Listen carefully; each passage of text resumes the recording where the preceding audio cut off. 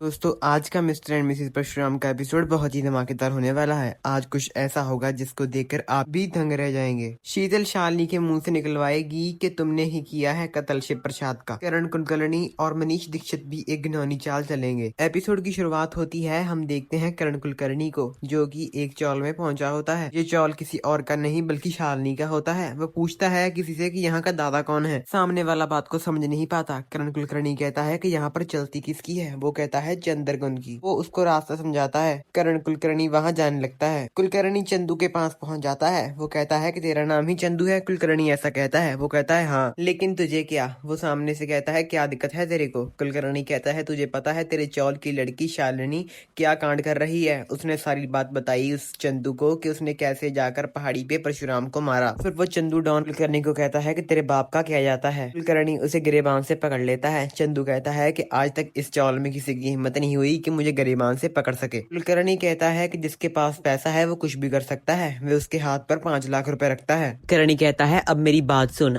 तू बस काम कर दे मेरा एक, शालिनी को और उसके बच्चों को इस कॉलोनी से बाहर निकाल दे। 5 लाख तुझे और दूंगा इनाम के तौर पर। कुलकर्णी कहता है उसने मेरे बेटे को जेल में पहुंचाया था, अब उसे पता चलेगा कि दर्द क्या होता है। कुलकर्णी कहता है अब ऐसा करूंगा कि जैसा उसने सपने में भी नहीं सोचा होगा। कुलकर्णी वहाँ से चल जाता है। चंदू अपने गुंडों के पास जाता है और उन्हें कहता है कि एक कोली पर कब्जा करना है। वो भी वहाँ से चलने लगते हैं। तभी बाद में करण कुलकर्णी भार्गवी कुलकर्णी को फोन लगाता है, जो कि फोन उठाती है और कहती है कौन बोल रहे हो आप। कुलकर्णी कहता है कभी तो नंबर देख लीजिए, हमारे स्कूल में कोई ऐरे गहरे बच्चा नहीं पढ़ना चाहिए, सिर्फ प्रोफेशनल्स और अमीर लोगों के बच्चे पढ़ने चाहिए जिनका हाई स्टैंडर्ड हो। शालिनी जैसों की क्या औकात है, अपने बच्चे वो यहाँ पर नहीं पढ़ा सकते। वह बहुत ही बदचलन औरत है। उसके बच्चों से गलत गलत चीजें सीखेंगे और फिर वो बच्चे खुद परफॉर्म करेंगे वो सारी चीजें। उनके पेरेंट्स भी कंप्लेंट करेंगे। फिर प्रिंसिपल मैम जाने की भार्गवी मैम कहती हैं कि आप किसकी बात कर रहे हो। तभी कुलकर्णी कहता है कि मैं बात कर रहा हूँ शालिनी के बच्चे चिंटू और पीहू की। प्रिंसिपल मैम रीजन पूछती हैं तो कुलकर्णी बताता है कि वह अपने पति शिव प्रसाद को हनीमून पर लेके गई मनाली और वहाँ पर लव ट्रायंगल था उसका, इसलिए उसने वहाँ पर उसको गोली से मार दिया। यह सुनकर मैम के पैरों तले तो जमीन ही खिसक जाती है। वो कहता है ऐसा तो इसके साथ होना ही चाहिए था।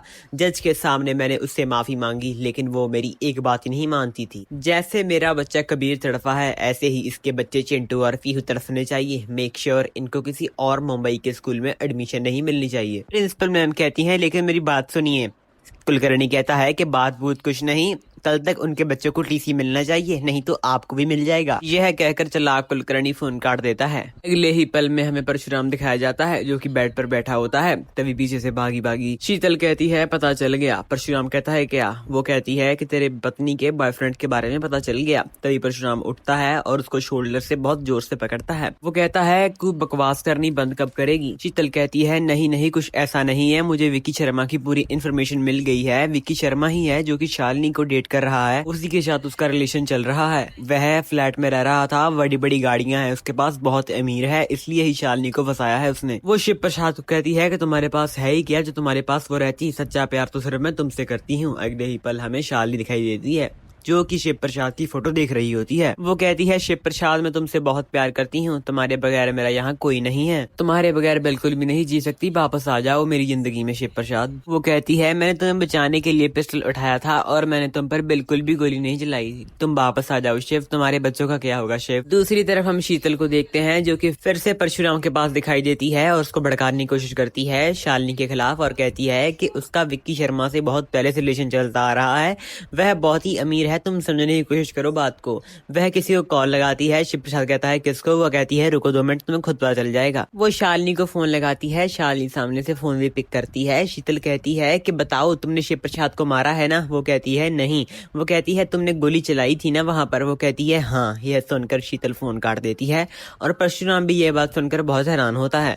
वो कहती है सुन लिया तुमने, ये मैं सच बोल रही हूँ। शीतल कहती है तुम्हारी शालिनी विक्की शर्मा के प्यार में पागल है, पर यह सारी बात मनगढ़ंत होती है शीतल के द्वारा। शिव प्रसाद कहता है अगर तुम ये सब कुछ बोल रही हो ये सच होगा ना तो मैं तुम्हारी हर बात मानूंगा जो तुम बोलेगी। शीतल कहती है मैं तो चाहती हूँ बस तुम्हें मेरे साथ विवाह करोगे, मंगलसूत्र पहनाओगे मुझे। शिव कहता है मैंने कहा ना तुम जो कहोगी मैं वो करने के लिए तैयार रहूंगा, पहले इसको साबित करो।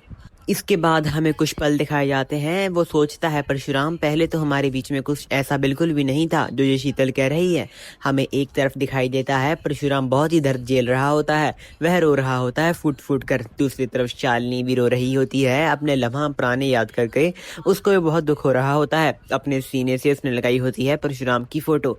दोनों का ही रो रो को बुरा हाल हो रहा है दोस्तों। अगले ही पल हमें दिखाया जाता है मनीष दीक्षित और उसके साथ संकल्प और उपकरण एक क्लब में आते हैं और सीधा आकर टेबल पे बैठते हैं। वेटर को ऑर्डर देते हैं कि सबके लिए 2 स्कॉच लेके आओ। वह सामने एक लड़का बैठा होता है जिसकी हमें शक्ल दिखाई नहीं जाती। उसके सामने वह फाइल फेंकता है और कहता है कि इसमें सारी इंफॉर्मेशन लिखी हुई है उसके कॉलेज की। वह कब क्या डांस किया, उसने कौन सा अवार्ड मिला उसको, और उसने कौन सा सेम कौन से टाइम पर कंप्लीट किया। इसमें A to Z उसके बारे में इंफॉर्मेशन है। वो कहता है कि इसमें लव लेटर भी है उसके, जिसको कॉपी कर कर तुम एडिट करवा सकते हो अकॉर्डिंग टू योर नेम। और इसमें उसके बहुत सारे फोटो हैं। आजकल तुम्हें पता है AI का जमाना है, उससे तुम सच और झूठ कुछ भी बना सकते हो। दोस्तों ये सुंदर सा एपिसोड यहीं पर एंड हो जाता है।